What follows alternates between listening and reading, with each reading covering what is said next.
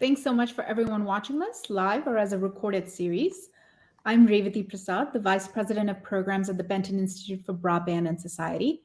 For those who may not know us, we are a 40-year-old nonprofit focused on broadband policy, working to make sure everyone can use and benefit from open, high-quality, affordable broadband. Before Benton, though, I was a research fellow at the Institute for Local Self-Reliance, which is why it's lovely to be here with my ILSR people, Rai and Emma, who are producing today. I also particularly want to thank our panelists for today, who I'll be introducing shortly. But first, setting the scene. What are we doing here today? When we talk about broadband these days, the term unprecedented gets thrown around a lot. And rightly so. The $42.5 billion price tag for the Broadband Equity Access and Deployment Program, or BEAD, is impressive. But the Tribal Broadband Connectivity Program is also unprecedented. It allocates almost $3 billion for broadband in Indian country, and it does so directly for tribes. This is something tribal nations advocated for many years, for deployment funds to go to them directly so they can use them in ways that make sense for their lands and people, rather than rely on external providers. This webinar is going to be a first in a series that focuses on how tribal networks approach the business of broadband, how they can be structured, how they price their services, how they can strategically plan for sustainability beyond this federal investment.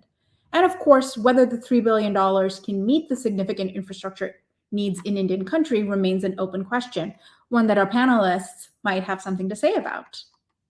Before I get further, I actually am gonna pass the mic over to Emma to introduce the series in full. Hello, thanks Revati. My name is Emma Gauthier. I am a researcher with the Community Broadband Networks Initiative at the Institute for Local Self-Reliance. And as Revati said, the event today is hosted by the Institute for Local Self-Reliance and the Benton Institute for Broadband and Society. So I just wanted to explain a little bit about our sponsor, Waskawiwin, the sponsor for this webinar series. And Waskawiwin is a nonprofit organization comprised of a loose collection of people with a long history of building and encouraging non-traditional broadband networks. Waskawiwin builds broadband capacity in Indian country by inspiring people to create and work at tribal internet service providers in their own communities. And it also aims to demystify technology, law, and policy, as well as helping tribes build up their workforce development and gain more control over their digital futures. Waskawiwin is also the parent organization for our tribal broadband boot camps, which are in-person, multi-day events that strive to create an open and supportive culture that's conducive to building and strengthening trust so that we can continue this challenging work into the future. A little information about where this event will be posted after the fact. So this event and all future webinars will be posted within a few days of when they air on tribalbroadbandbootcamp.org, and we'll put that in the chat. But please be sure to check it out there after today and share it with other people. So with that, we'll get more into the content of the panel, and I'll pass it back to Revati. Thanks, Emma. So we have but an hour today, so today's session will be very introductory. We're merely going to scratch the surface, but hopefully it'll set you up for a more in-depth discussion on specific issues going forward. So getting to it. Today, we have assembled some of the greats from tribal ISPs. It's an all-star lineup of some of the leaders in the field, and I'll introduce them now alphabetically. Allison Mitchell, General Manager at Mohawk Networks in Akwesasne, New York. Linnea Jackson, General Manager at Hoopa Valley Public Utility District from Hoopa Valley, California. Also from California, Matthew Rantanen, President of the Waskawiwin Board of Directors, and many, many other things, including the Director of Technology for the Southern California Tribal Chairmen's Association. And last but not the least, Mona Thompson, who is the General Manager at Cheyenne River Sioux Tribe Telephone Authority in Eagle Butte, South Dakota. Quick housekeeping. Folks who are viewing this live on YouTube or Twitter, I'm not going to say X, should feel free to submit questions, and we will try to get to as many of them as we can today. But first, I get to ask the questions. So, by way of introductions, I want to first ask all of you how each of your tribal ISPs is structured. Even just going through your affiliations, there's such organizational diversity. Amongst you, we have long-established tribal telcos, we have tribal utilities, we have tribal enterprises, The structure matters because it could have implications for what kind of federal funding an entity is eligible for, or how you establish revenue or cost share agreements with other tribal entities. So to start with, I'd love for each of you to provide a brief introduction and talk about some of the pros and cons of structuring the organization as it is. Who'd like to start? Matt? Well, I'm notorious for going last, but if you must, I will. So the Tribal Digital Village Network, is in its 23rd year of operation this year, and it started as as a vision, I guess, of the tribal chairman, the actual tribal chairpersons, as well as a professor at UCSD who saw an opportunity to marry up money and computer opportunity from Hewlett Packard to the tribes and some of the things that they were already investigating, which was getting connected to the internet. And long story short, 23 years later, there's a 650-mile network that supports 17 federally recognized tribal reservations in San Diego County area, Southern Riverside County as well. And that's a model that is fiber on each end and microwave through the middle. The business model itself is somewhat complicated, and I think this is going to be very common throughout Indian country, is that sometimes these are not networks that could be sustainable without support from other tribal programs or other tribal just efforts. So the Tribal Digital Village Network itself is about 7 people, 4 of them in the field, 3 of them in the office, and a host of equipment throughout the counties and reservations. And the issue would be that the revenue stream coming in from the return of investment of the subscribers of the network is not necessarily enough to sustain the network and all of the salaries. So many of us in the Tribal Digital Village program wear multiple hats. I am the director of technology for Southern California Tribal Chairmen's Association, and part of my responsibilities are to direct the Tribal Digital Village Network. But I also have a host of other responsibilities within SCTCA, and that allows us to sort of cost share across multiple programs for my hat for that business, and the same is for the other workers that are in the program. Interestingly enough, when in 2001, when we were fighting the E-rate battle for tribes, we tried to get E-rate for tribes and tried to get us accepted for the program, and in doing so, we complicated things further and had to start a for-profit entity at arm's reach that was able to work with our spin number company and was, because we're under a nonprofit, was able to actually bring in dollars and manage accounts. So it's quite a complicated scenario to be able to draw from subsidies, federal funding, subscription based, et cetera. So there are a lot of efforts and layers to make this work, but it is important enough to make that happen. Thank you. Mona, could I ask you to talk a little bit about the tribal telco that you are part of?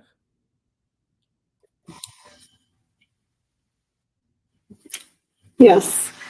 So in 1958, our tribe made the decision to purchase the local telephone company from the family that was currently running telephone operations here on the Cheyenne River Sioux Tribe Reservation. And when we made that purchase, then we became 100% tribally owned telephone company. So we're wholly owned by the Cheyenne River, a separate board of directors that make the business decisions for the company. And our tribal council does not get involved in the operations of the company. However, we do report to our tribal leadership, and we do also provide an downhill audit to them, which is very, very important to the operational structure of our company. An eligible telecommunications carrier, we receive funding through the Universal Support Mechanism, and we're a member of NECA, so we report to the NECA pool. And so there's just a lot of complexity to the operation of our company as a telecommunication provider. As a internet service provider, we have 100% fiber deployed to our subscribers, and we also are borrowers of RUS, and we've also received a grant from RUS to deploy some fiber in another outside of our study area boundary, but within the Cheyenne River Sioux Tribe and the Standing Rock Sioux Tribe Reservation. For the sake of time, I won't go into too much more detail unless you'd like to ask me another question. No, that's great. I am going to come back to you because I do want to hear about specifically RUS funding and what that's been like for you all. But maybe Allison, you can tell us a little bit about Mohawk Networks. Absolutely. Thank you so much for having me today. I'm Allison Mitchell. I'm the GM of Mohawk Networks. I see it says on here we've been in business for 13 years. I think that was my fault for not responding quickly enough. We have been in business since 2016. Before that, we were a couple of years on the build out of our entire network underneath the St. Regis Mohawk tribe. I think this was a really interesting question to be able to start this off with in terms of figuring out the different ways that different tribal ISPs and telcos have found where they are today. And I think you're going to find that we're probably all structured in ways that work for our community, that there is definitely not a one size fits all. And I think that's really important as we talk through what different types of structures will and won't work when you want to touch on things longer term that are really relevant to your bottom line in terms of sustainability and keeping your communities connected. Mohawk Networks started out, so our pre-Mohawk Networks days were built out of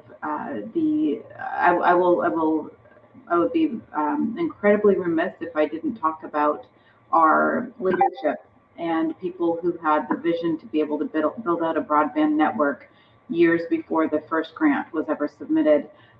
So through a couple of different grant operations, there was ERA funding and RUS funding that came together, colliding in terms of when you talk about those typical grant challenges. And Revati, you touched on this initially, and the ways that we and tribal communities have been able to seek funding. Historically, before we saw TBCP, before we saw the Tribal Broadband Connectivity Program, there were some very sizable co-investments that were required, which were some pretty significant barriers to entry for many tribal communities, which is why we are where we are right now. The large providers didn't come to us to be able to serve us, and Mohawk Networks was no different than many of probably each of the tribes that are represented on here. In addition to grant funding, there was a sizable co-investment by the St. Regis Mohawk tribe. The St. Regis Mohawk tribe's broadband project went through a couple of different iterations, but we are ultimately now underneath the tribe Section 17 holding company. So we do not fall directly underneath the government side of our tribe, which I think is a distinct difference. We are an LLC, and we do operate underneath the DeWitt Divinity Corporation, which is our parent company. We are managed by a board of managers, and our board of managers, the Mohawk Networks board of managers, also reports up through our parent company's board of managers, which is the DeWitt Divinity Corporation. And again, underneath the tribe Section 17 holding company. We are a for-profit entity and designed as such to be able to work hand in hand with the tribe. We do service about 1,600 homes, small businesses, and of course our anchor institutions. Our tribal anchor institutions, one of the things that we are incredibly proud to be able to provide service to. We also have supporting links to the Akwesasne Mohawk Casino Resort, and we, through fiber and a smaller portion of our network that is fixed wireless. We support home small businesses and anchor institutions. Hopefully that's a helpful overview of how Mohawk Networks is currently structured today. Thank you. That's fantastic. Linnea, I think you are representing the youngest of the ISPs here. Infancy, yes. So good morning, everybody. My name is Linnea Jackson, General Manager of the Hoopa Valley Public Utilities District. I think what's interesting about hearing from the other leaders is that the structure of broadband is going to look different for all tribes. And that's why there also needs to be flexibility in policy and funding as well, because we're all structured differently. So that's one thing that is part of my goal, is not only to build out, but to also have those policy changes that need to come with however tribes feel fit to seek broadband. So with that, the Hoopa Valley Public Utilities has been a chartered entity of the Hoopa Valley Tribe for 41 years. And we started off with managing water. And so slowly over the last 4 decades, we've kind of added different divisions, including solid waste management, broadband. We're working on energy projects as far as microgrid, looking at clean energy. And all of those different functions offset each other. So we kind of have to have this balancing act of incoming revenue projects, multiple employees supporting different functions, because tribes mostly have a smaller capacity of staff, but they also have to rise to the occasion and manage everything simultaneously. So the Hoopa Valley Tribes Public Utilities is kind of set up like that, where we offer different foundational utilities to serve our reservation. And it's a balancing act. We have about 20 different employees, from broadband techs to water operators to heavy equipment operators. We've been able to add 2 Class A drivers through NTIA. So we're trying to add on to our repertoire so we can do everything as much as possible in-house and learn how to appropriately manage that. And we also are, as opposed to being having our management body be the Hoopa Valley Tribal Council, we have a board of directors, a 5-member board that's elected through the Hoopa Valley Tribal Council, and largely we have to go through the approval process for that. So there is some form of autonomy there. So as the tribe, not having 60 other departments to consider, we have our elected officials, and being able to streamline that process, I really think helps business function and our ability to get things approved and moving. So that's just a little bit about Hoopa Public Utilities. As you said, we are the youngest, provider probably on this call. And one thing of note is that simultaneously, we're having to seek funding, deploy, train, in a pandemic, and then also simultaneously try and find funding, develop the business end of that. And I think that's a lot to juggle. And I think we should all kind of commend ourselves from having all of these challenges without the subsidies and offset that most providers get. So I think with tribal providers, like I said, we all look different, but we all should have the same sources of funding and revenue provided us to make sure that we're successful and we're able to be sustainable. Because as the presenters mentioned, the telecoms haven't come to us, saying, oh, how can we, serve your unserved community? That's not what happened. We're choosing, because of this lack of connectivity, to do that ourselves as tribal providers. So I hope that gives a little bit of background on Hoopa Public Utilities. Absolutely. Thank you so much. Thank you. I think Mona and Allison both sort of tipped my hand, but I want to talk broadly about CapEx next. What does it take to raise funds to build the infrastructure? And maybe I'll direct this to Mona and Linnea. I want to understand how each of you have pursued federal funding. Maybe Mona, you can talk about RUS specifically, the combination of loans and grants.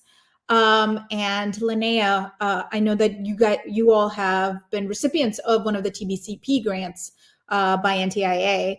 So perhaps you could talk a little bit about that. Mona, maybe you first. Certainly. So in 1974, our company became the first tribally owned business to borrow monies. At that time, it was Rural Electrification Association, and we borrowed $1.2 million to go from our aerial lines to buried copper lines within our 5 exchange service territory here on the Cheyenne River Sioux Tribe. So with that history, we began a long-term relationship with the Rural Utility Services. And in 2010, in 2008, we had to make a decision to upgrade our buried lines from copper to fiber optics. And the reason we did that was because the age of the copper was degrading the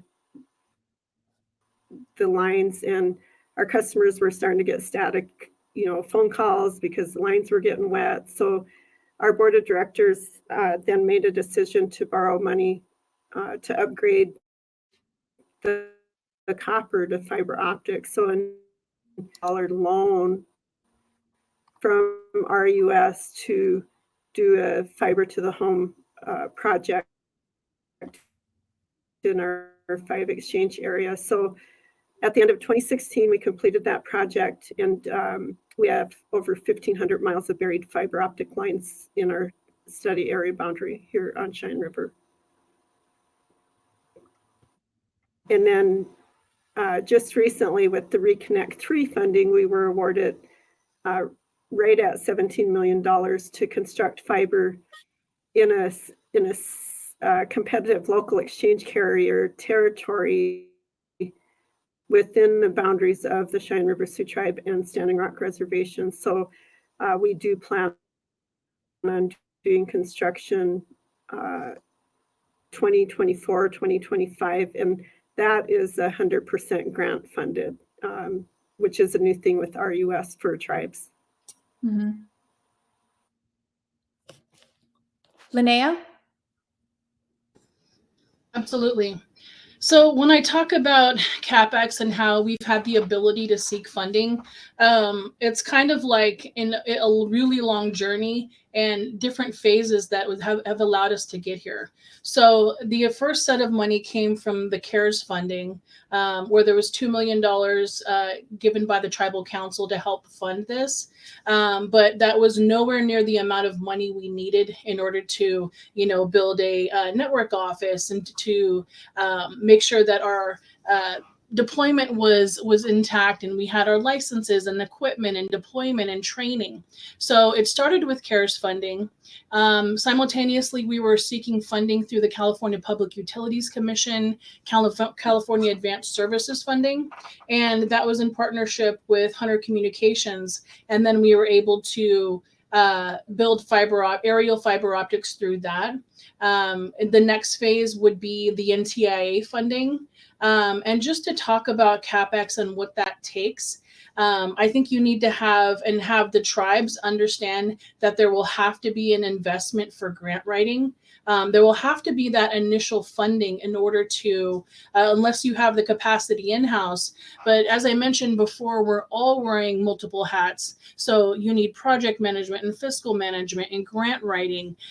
So you definitely need probably some consulting funds, and to make sure that the funding source allows that as a reimbursable cost. So the application preparation, the vetting of that needs, if that's written into the funding source, that's something that can be reimbursed. We were lucky enough to receive a little over $65 million for a full fiber build out to the reservation. And that sounds like a lot of money, but when we submitted the application, and largely the state of California has the highest prices. So they're a little bit kind of shocked when we submitted our pricing, but that's what's market standards in the state. And so we obviously have higher prices here for supplies and equipment and the things that are necessary. So although that sounds like a lot of money, it's not going to have the full solution. We've also partnered with the California Department of Technology for middle mile broadband that the tribe is leading for 23 miles. So we've had to use resources from different funding sources over a phased period of time. So we're now probably within our 5th year. So nothing really happens overnight. We've also sought funding for technical assistance from the CPUC, which is going to help with business development and fiber designing and environmental studies. So it goes back to my saying of there needs to be multiple resources for tribes, for tribal entities, however they're structured, in order to seek funding for all of the different platforms that we need. So not one funding source is really going to cover everything. So having that flexibility and the availability of resources and continued resources is critical for sustainability, because I have a hard time believing that the state and the US government is going to invest in such infrastructure funding, but not the back end on what we need to be successful and sustainable. So that's another thing with the policy changes.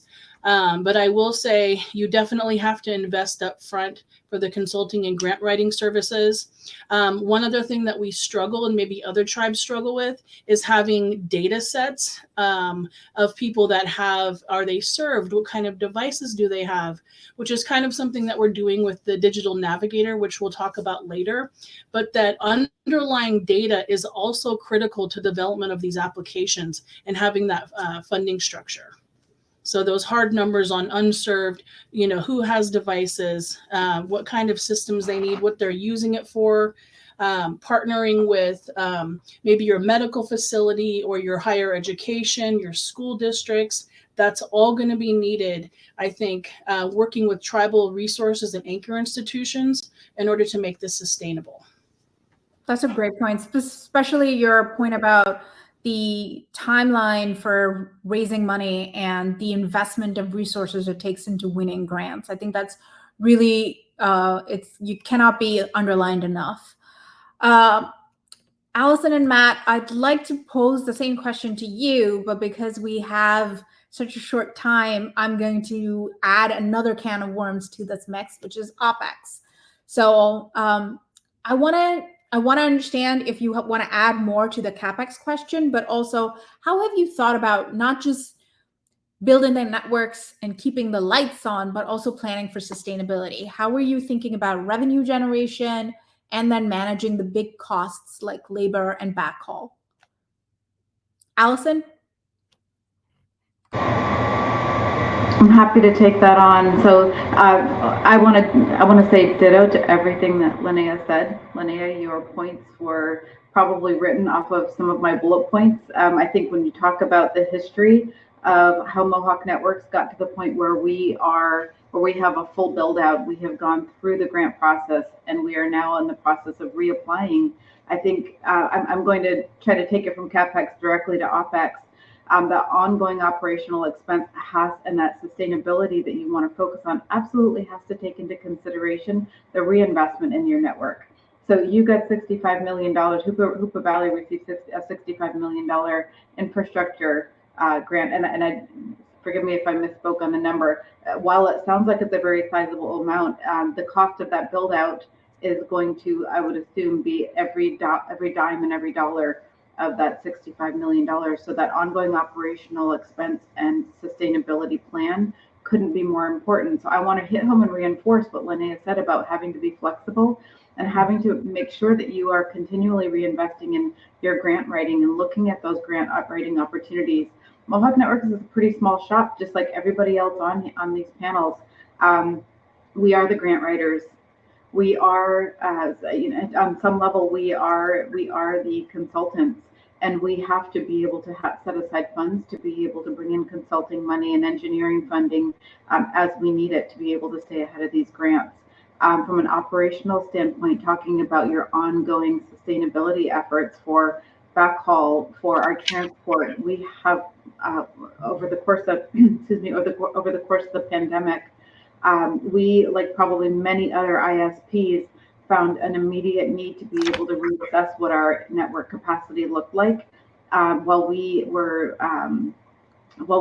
just like every other ISP, we received such a high rate of utilization during certain periods of the day that we were watching our network very, very closely. And at a time when we were looking at how we're going to continue to reinvest in our network and replace equipment that was aging equipment, we were already talking about plans to replace aging equipment. The pandemic put that in our faces, and we needed to actually completely re-architect our entire network. We were able to do that by working very closely hand in hand with the tribe. Because we service our community, we were able to receive some CARES funding and some capital expense that allowed us to be able to look forward to our ongoing operational expenses. But that was definitely something that I want to reinforce the need to be able to do, is looking at your end of life equipment. And while that's something that you don't want to think of on the front end, you absolutely need to start thinking about it much sooner than you might anticipate. Those operational expenses and your workforce development, reinvesting in your existing workforce and making sure that your team is fully prepared to be able to handle the network demands. And not only that, to be able to make sure that you're able to take care of your community 24/7, 365. And when we get to the point where you're going to need that level 3 support that may or may not be available to you, what do those relationships look like? Your public-private partnerships are key. Yeah. Your level 3 tech support is key. If you aren't able to keep an engineer on staff, we do not have an engineer on staff. We use outside experts to be able to maintain those operational expenses, and that's the model that has worked for us. I want to make sure that we leave lots of room for Matt to be able to talk as well. Thank you, Allison. Thank you. Yeah, I know, Matt, you've talked a lot before about building cash reserves and thinking long-term for the Tribal Digital Village Network. Perhaps you can talk a little bit about that. Yeah, I mean, it's you want a rainy day fund, but if I rewind back to the beginning, I remember, the Hewlett-Packard grant had $1 million in it, and everybody had it spent 5 times over in their head about what we were going to do with this. And the network was an afterthought. The resource programs were the focus. And by the time they got to the point of internet connectivity, there wasn't any money left. So we really had to get creative on how to get more funding to support the network.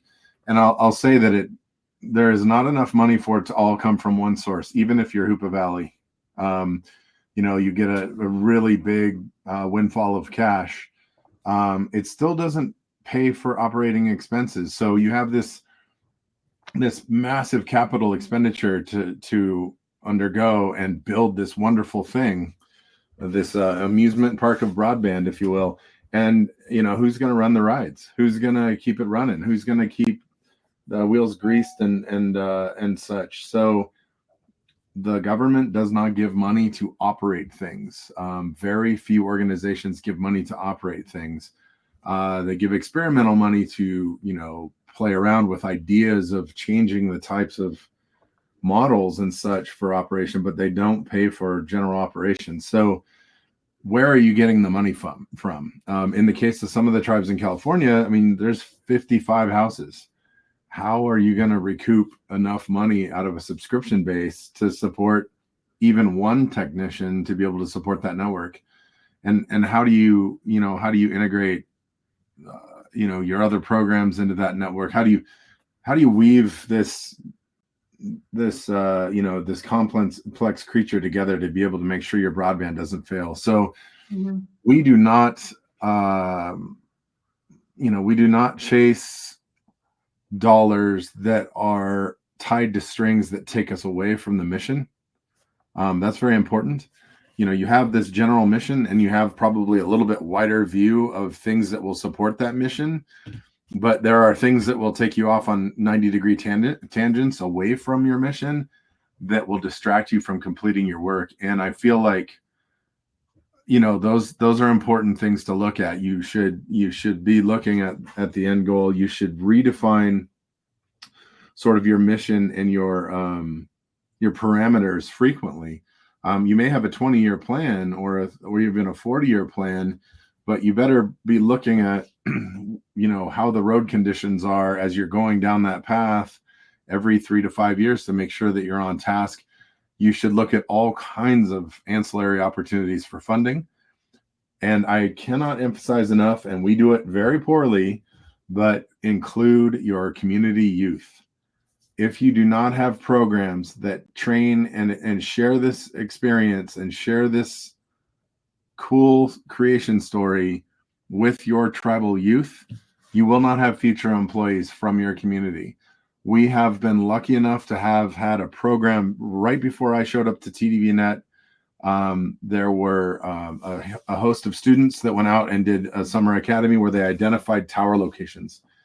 My senior network field technician and essentially my network engineer, Joseph Peralta, was a 17-year-old kid in that program. I had a shadow when I was teaching tribes how to build community web portals when I first came to the project. Paul Miranda. Paul Miranda is the daily operations manager for the TDB network, and he was 18 years old back then and came on as a shadow. So all of the youth programs that we've ever run have produced, people that want to be a part of this network in their community, as a career. So those are really important opportunities. The capital expenditures we seem to be able to find. The operation expenses, we don't. So you have to figure out how to interweave the other programs that your tribe's running into the internet and support it from within. There are so many excellent threads there to pick up on. I want to actually talk a little bit here about the Affordable Connectivity Program, or the ACP. Now, the ACP provides a $75 monthly subsidy for broadband services on tribal lands.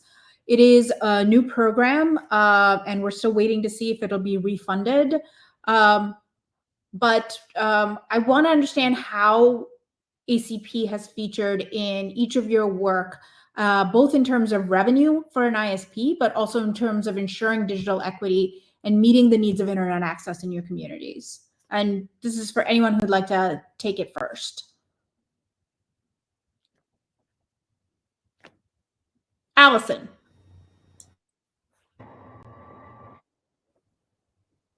So the Affordable Connectivity Program, I think, has been an excellent program as it transitioned away from the Emergency Broadband Benefit Program. For those listeners who may have been tracking this from the beginning of the pandemic, the Emergency Broadband Benefit Program morphed into the Affordable Connectivity Program, and the impact to our communities, I think, has been pretty significant and sizable. We have, I would say, in the early days, we struggled with the eligibility. And I say that as sharing a bit of vulnerability in terms of the challenges around being able to not only help your community understand what this funding means, that this is a federal subsidy. This is not a subsidy that is given directly by Mohawk Networks. We went through the process of becoming an eligible service provider, which is key for tribal ISPs, tribally owned ISPs, and any ISPs that are supporting our communities. We have worked diligently to be able to have our front desk customer experience team learn the ins and outs of what's required for eligibility, and then turn around and be our own digital navigators and our own navigators for the Affordable Connectivity Program. I do remember when we rang the bell when we had our very first eligible participant, because that was a big deal for us. And I think anybody who's been through this process probably knows exactly what we're talking about. We also probably rang the bell when we got to 100 participants. Last month, we hit 500 eligible homes within our community. So we've come a long way. This is a federal subsidy that is really important to be able to connect our community and to keep our community connected. I love the flow and the transition of this conversation, because we went from CapEx investment to OpEx, and now we're talking about federal subsidies and programs that really help our community be able to be connected and to be able to bridge that divide, if you will, between we offer the service, but we also have ongoing operational expenses. We do have the model where we charge our customers for service, and I think most communities do as well.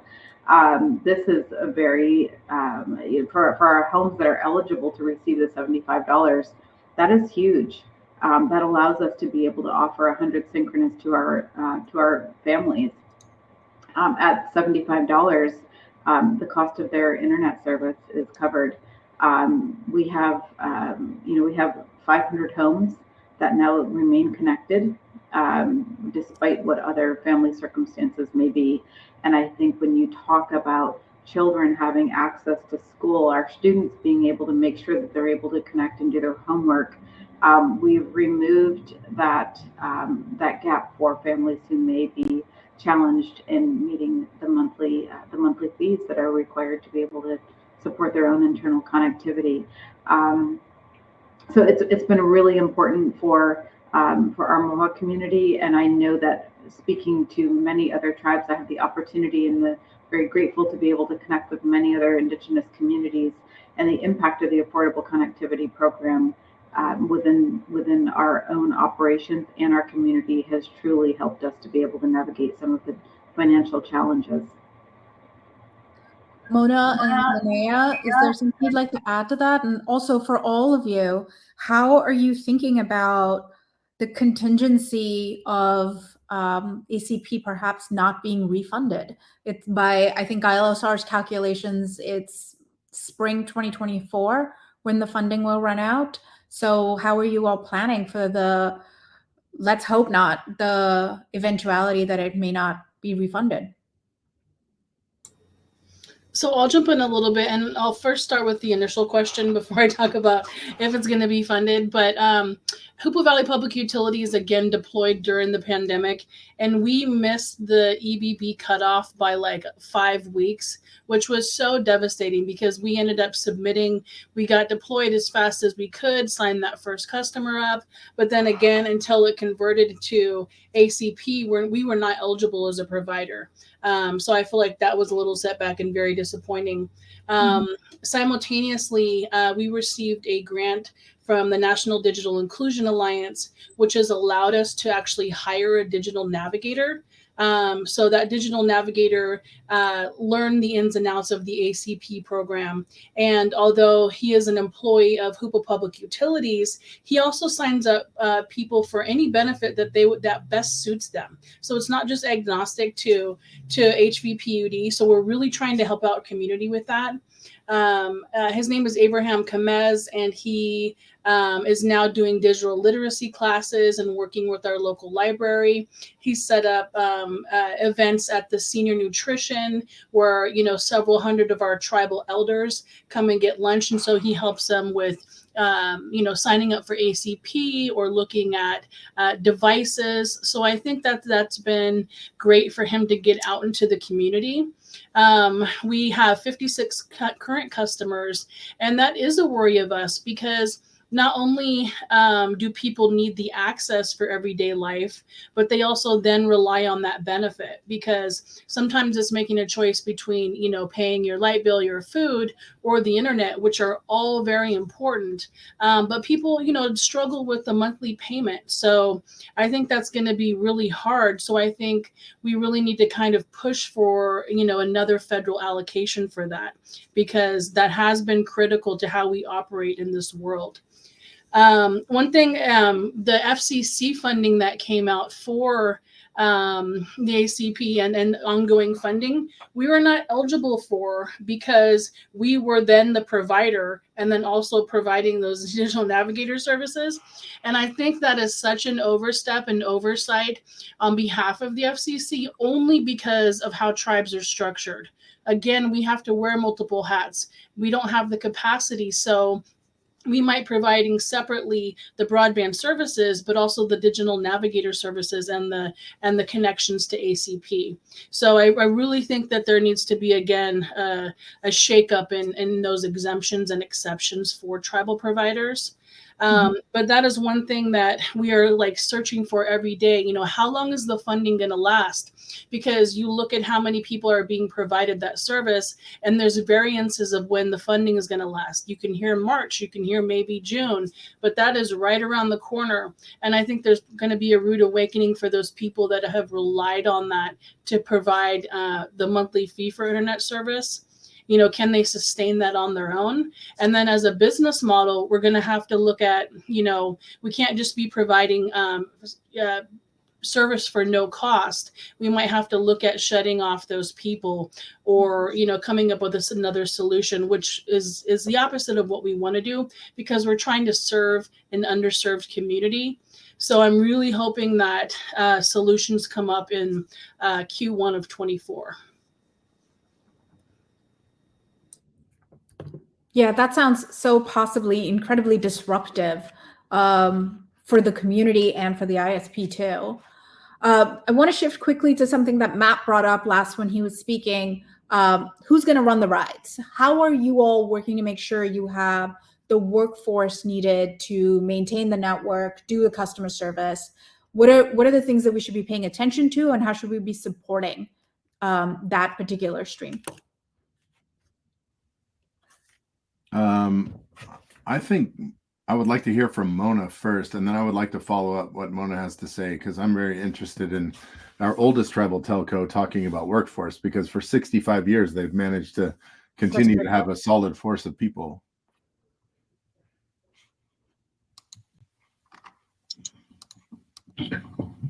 So Cheyenne River Sioux Tribe Telephone Authority, well, we do have 65 years of successful business in the telecommunications arena. We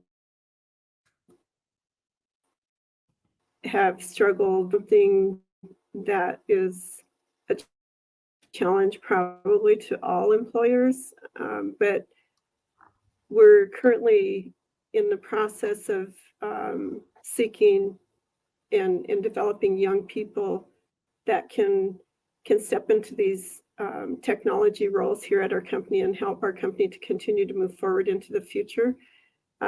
We had that Tribal Broadband boot camp, and we do have a program that we train all of our employees. And I think for us, it's how do we get people interested in the positions within our company? How do we actively recruit? And what can we do to empower them to be good employees and to be technology driven, to where they have an interest in what our company does and the services that we provide to all of the residential and business subscribers on the Cheyenne River Reservation. There's a couple of things Matt and I talked about when he was out here at the boot camp last week, and I think training for the people on reservations looks differently than sending them to a educational institution like a four-year college. I think the future is we bring the education to the people here on the reservation, so they don't have to leave home, so that it's not cost prohibitive. So I think we have to look at the process of training people differently than we traditionally do. How do we train a workforce, and how do we do it differently from the way that it's currently being done? Because if we want to empower people in technology, we've got to do things a little bit differently. And I think that Tribal Broadband Boot Camp is definitely a good way to help transform the way you're developing your workforce. And I'll just dovetail into that if I can. Thanks, Mona. I think I just can't say enough how. Sorry, I did your lag. I thought you were done. Sorry about that. It's one of those things, that just sort of organically happened, the Tribal Broadband boot camps. And I think every experience, we've all been to them on this call, participated in them, hosted them. It's been one of those things where, the community knows what it needs and has dictated like what a boot camp is over the duration of the first one to now. And I feel like it's that foundational piece that describes to tribes and to workers what is needed to move forward, like the pieces of the puzzle that you need to make the picture. And then, then the next step is, okay, where do I go get a certification? How do I go learn about these things? where do I get an engineer? How do I get contracting services? And all of these pieces start to line up, and there's a process. And I just love the natural progression from the first one that was held at my house in Southern California to the latest one at Cheyenne River. But the one at Hoopa Valley and the one at Akwesasne were just phenomenal boot camps as well. So there's just this great evolution, and there's so much compiled over the time. I will say that in the Tribal Chairmen's Association and Tribal Digital Village Network, we've not done very well at training and getting exposure to what makes the internet rather than what, how to use the internet. So there's a lot of digital inclusion and stuff like how to use your device, but there's not a lot of, who builds this and how is it made and how is it run? And the award that the Tribal Broadband Connectivity Program award that Southern California Tribal Chairmen just got 3 weeks ago is $4.5 million. And pretty much the bulk of that award is going to the use and adoption, but also the how is the internet made, digital learning and training facility. So it's a 12,000 square foot facility that is really focusing on that 16 to 25-year-old person who may or may not have figured out what their future looks like and doesn't know that there's this industry where it's certificate level training and testing rather than, a 4-year program, a massive expenditure. You can do it on the reservation. You can actually have a job in and around where you live. Some of the jobs are inside, some of the jobs can be outside. You're not trapped in a room all day. You're actually out in the field. And some of them are physical and some of them aren't. And so it's a wide variety of things for people that I don't even think they knew the industry existed until the TBB network came along. And through the vision of the Southern California Tribal Chairmen's Association and their leadership, all the chairpersons, and Dennis Turner, the executive director, who actually came up with the idea like, hey, our youth need to understand what makes the internet because there's these great jobs. Why aren't we training our youth more? And so the focus of that grant was to do that. And that's what we ended up, choosing. And so now in the next 3.5 to 4 years, we're going to have to actually implement that. But we're excited to open a door to a whole group of people that just doesn't know what makes the internet tick. That's really exciting, Matt.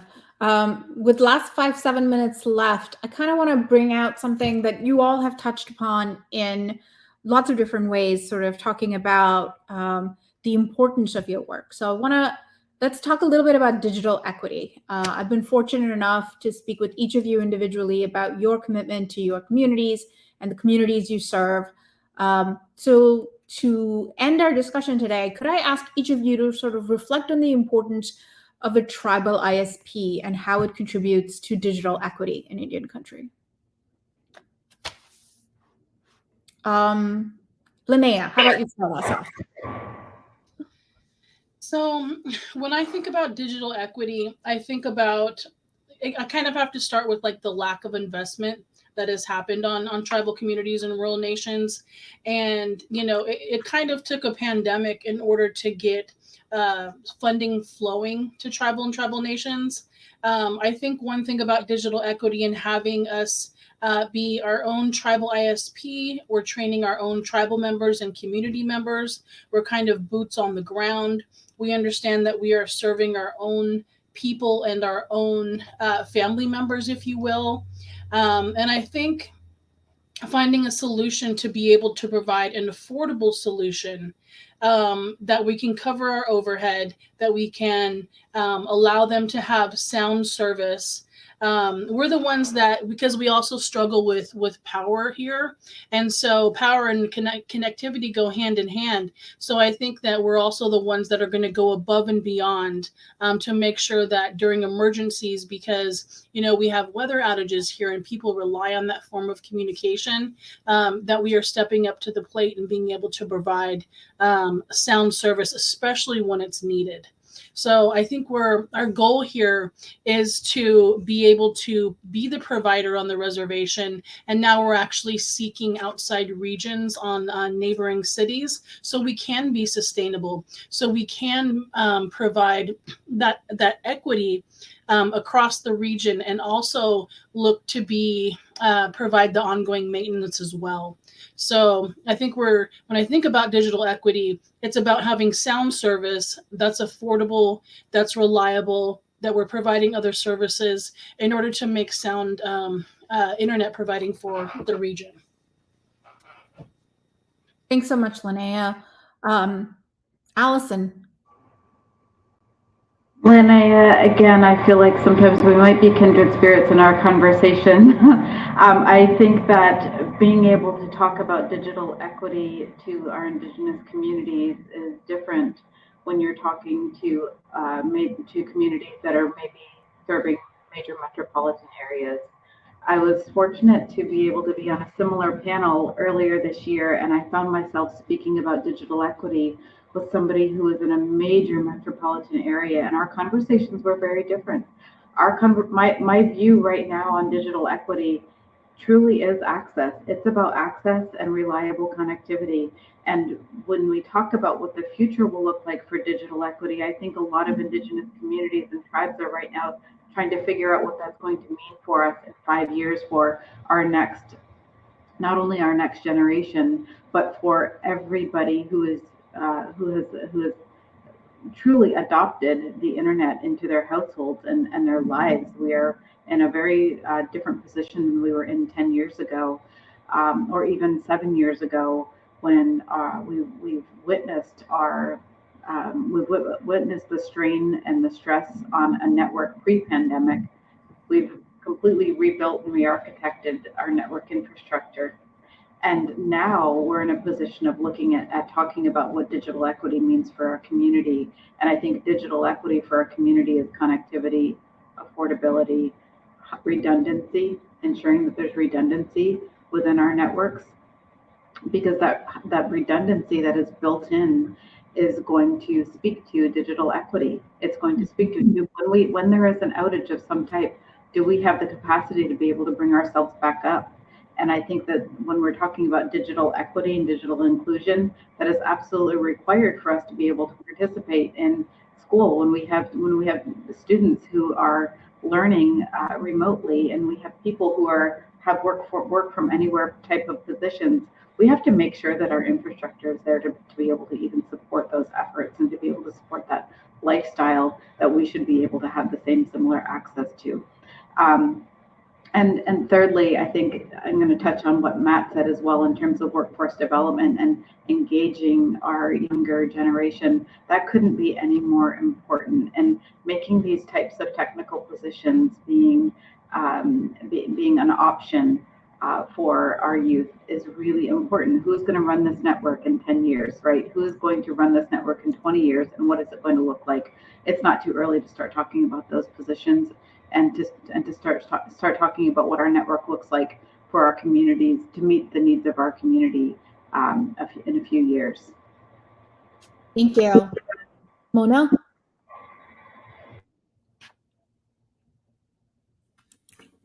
So the pandemic really did drive the unserved, underserved tribal nations, and how much there is no connectivity to a lot of tribal lands. Poorest counties in the nation, how do you make it affordable to the end user? Just a lot of challenges, I think, that tribes are facing, and as Linnea stated, for a tribal nation that's new in this tribal BSP, ISP arena,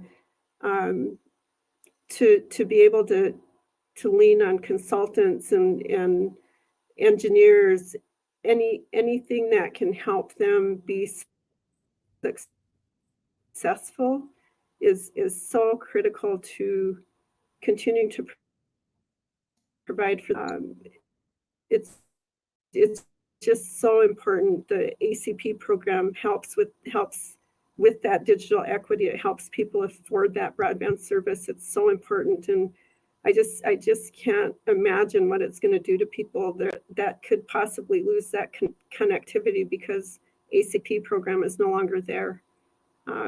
with that, I'll stop. I know we're on a time crunch here, so I'll just stop at that point. Thank you. Thank you so much, Mona. That's a really great point. Matt.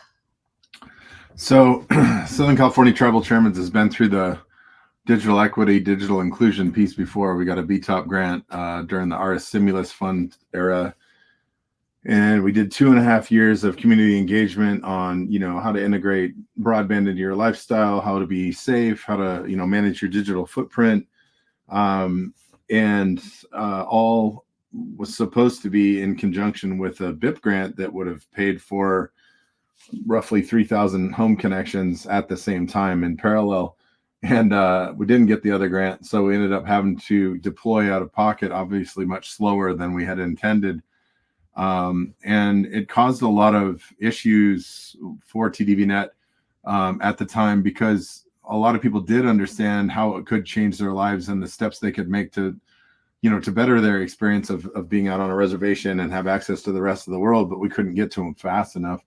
So now that we have, years and years after that era have moved into a phase where now we're seeking new connections to TDVNet.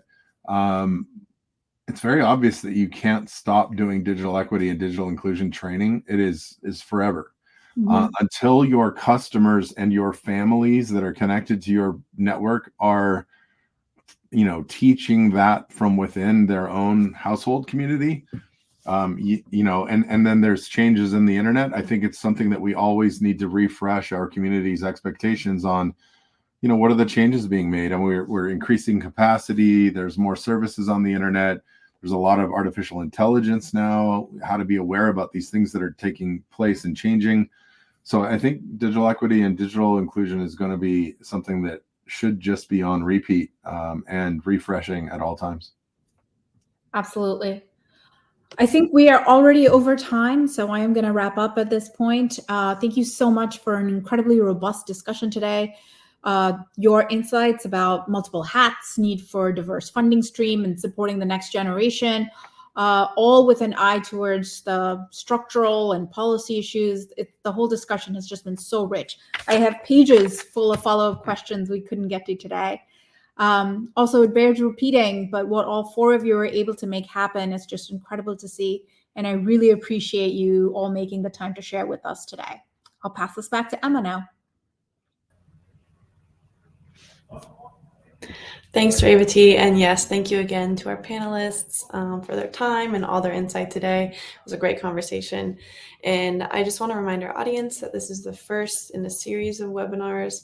So please stay tuned either through the Institute for Local Self-Reliance or the Benton Institute for Broadband Society for information on subsequent events. While we focus today on high-level considerations that go into building and running these networks, future events are going to dive even deeper into the specific elements of tribal broadband networks.